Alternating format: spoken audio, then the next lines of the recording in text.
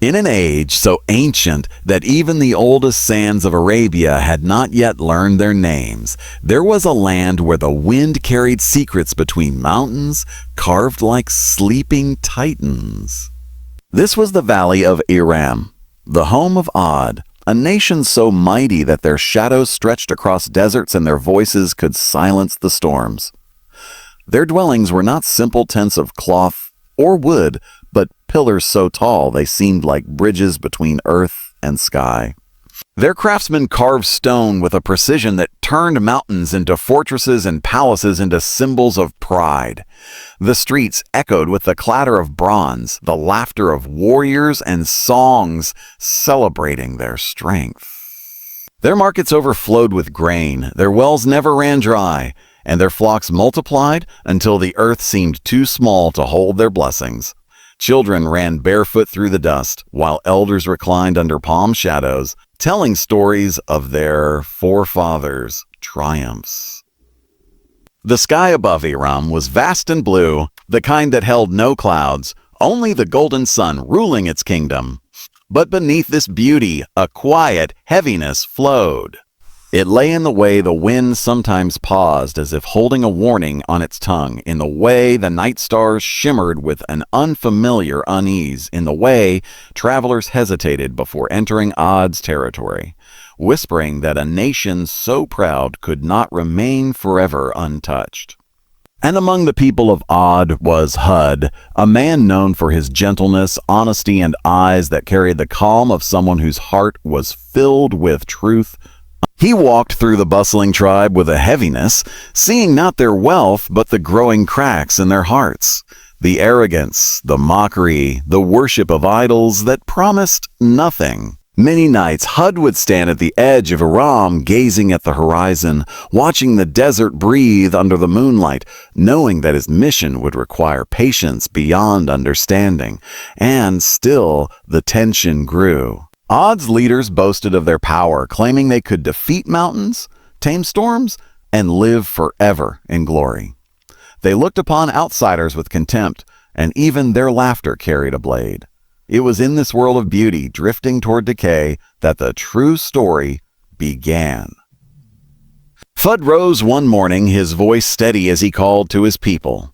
He stood upon a large stone where the light of dawn crowned him with a faint golden glow. He told them of Allah, their true Lord, the one who blessed them with strength and prosperity, the one who could reclaim what he had given. He warned them against arrogance, reminded them of the people before them who were destroyed for their pride.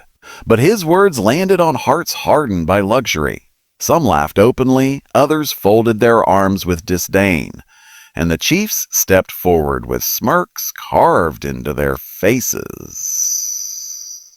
"Hud," one of them said, his deep voice echoing across the courtyard, "you speak as if we are weak. Look around you. Look at our pillars, our armies, our wealth. Who can overpower us?" Hud's gaze did not waver. "Allah can," he said softly. "Oh, for he is the Lord of all creation. Your strength is nothing before him." Murmurs filled the air, growing into taunts. Day after day Hud returned. In the market, under the great pillars, in private gatherings, he warned them with patience that only a prophet could possess. His words became longer, deeper, filled with stories of mercy and reminders of consequence. He spoke of the soul's hunger and the emptiness of idol worship. But Aad listened only to their pride. Their arrogance grew like a tree fed by poison. Some would surround Hud, mocking him, telling him to call down punishment if he truly spoke the truth. All few, very few, heard him with trembling hearts, but fear kept their voices silent. As the days passed, strange signs began to whisper through the land. The air became heavier. The wind stopped moving. Leaves hung motionless on trees as if nature itself was holding its breath. Farmers began to notice the clouds drifting away, not returning for days, then weeks. Wells grew slightly colder, animals restless. Mothers whispered that the nights felt longer, darker. Hud returned to his people once more, his voice now carrying an urgency that unsettled them. My people, he pleaded, turn back before the time is sealed. This stillness you feel is not ordinary. Allah's mercy still awaits you, but his punishment approaches if you continue. But Aad's chiefs were intoxicated with pride. Their rejection became fiercer, their voices louder. They accused Hud of madness, of trying to ruin their traditions, of seeking power. They held feasts and mocked him publicly, performing plays exaggerating his warnings. And yet, in the corners of these celebrations, even the flames of their torches flickered uneasily as if disturbed by a presence unseen. Then came the day the sky changed. It began with a color shift, barely noticeable at first, blue fading into a pale steel gray. The wind that had been silent for so long stirred faintly, like a sleeping beast stretching for the first time. Children pointed at the sky, sensing something strange. Elders felt a chill crawl down their backs. And the chiefs, though momentarily unsettled, forced themselves to laugh louder, drinking their arrogance like wine. Hud stood in the center of the tribe and declared his final warning. "Oh, Aad, this is your last chance. Ask your Lord for forgiveness, turn away from your pride, and he will restore what you have lost." The chiefs leaned forward, their eyes narrowed. "If punishment is coming," they said, "show us. Bring it. We do not fear anything." And the decree was sealed. The first gust of wind came as a low moan across the desert. It was not violent, but unnervingly cold. Then another gust, sharper, slicing through the air with a whistle like a distant scream. The sky darkened into charcoal, and clouds gathered with unnatural speed, twisting into spirals. Birds fell silent.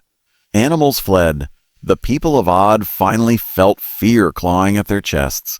The wind rose higher, stronger, powerful enough to bend palm trunks and rip tents from their stakes. Sand lifted into swirling walls, blocking the sun until the day turned to night.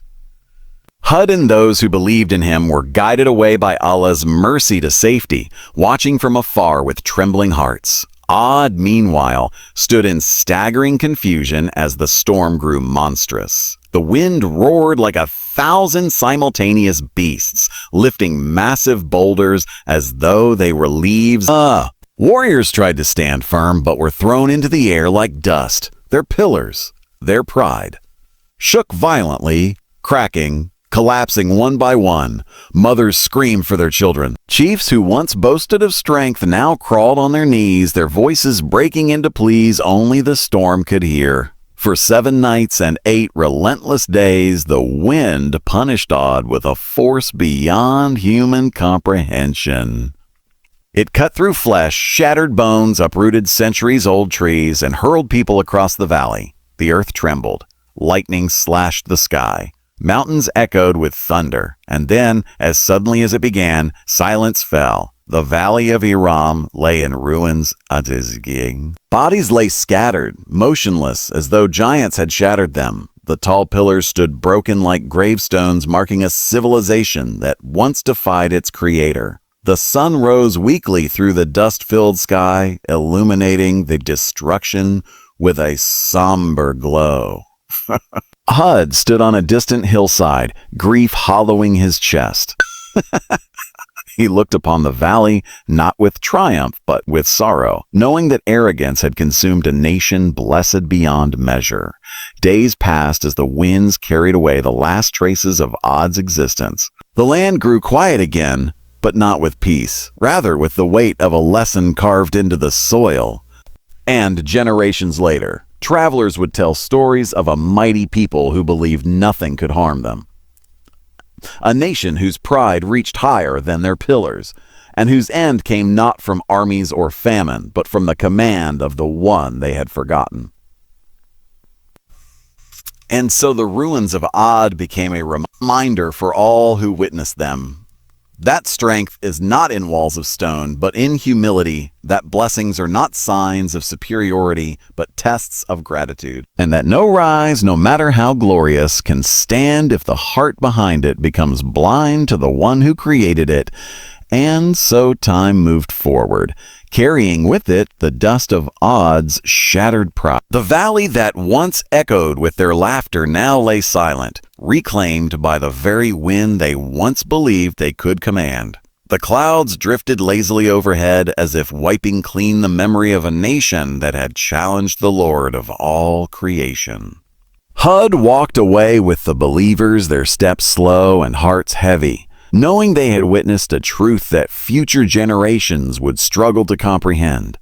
They did not look back, for behind them lay the remains of a people who had every blessing yet failed the simplest test of gratitude. The desert eventually swallowed the ruins, leaving behind only whispers woven into the sand. Travelers who passed through the region would pause, listening to the uneasy stillness, feeling the air shift around them as though the land itself carried a warning. They spoke of a valley cursed by its own arrogance, of winds that once screamed like judgment, of a civilization whose strength could not protect it from its own rebellion. Centuries later, when the world changed and kingdoms rose where deserts had once ruled, the lessons of Aad traveled through stories, scriptures, and the trembling voices of those who understood their fate. And every time someone heard the tale, they felt the truth settle onto their hearts like a shadow under a scorching sun, that no matter how tall a pillar stands, how powerful a nation becomes, or how invincible a man feels, everything collapses the moment he forgets the one who raised him. In the end, Aad became more than a memory. They became a mirror, a silent reminder etched into the wide and ancient world. That pride is the first crack in every empire, gratitude the only anchor of blessings, and humility the only path that keeps a person standing when the winds of destiny begin to rise. And so the story of Aad ends not in their destruction, but in the lesson they left behind, an echo carried through the ages, telling every soul who hears it to walk softly on the earth, for everything we have is a gift, and everything we boast can be taken in a single breath of the Lord of the worlds.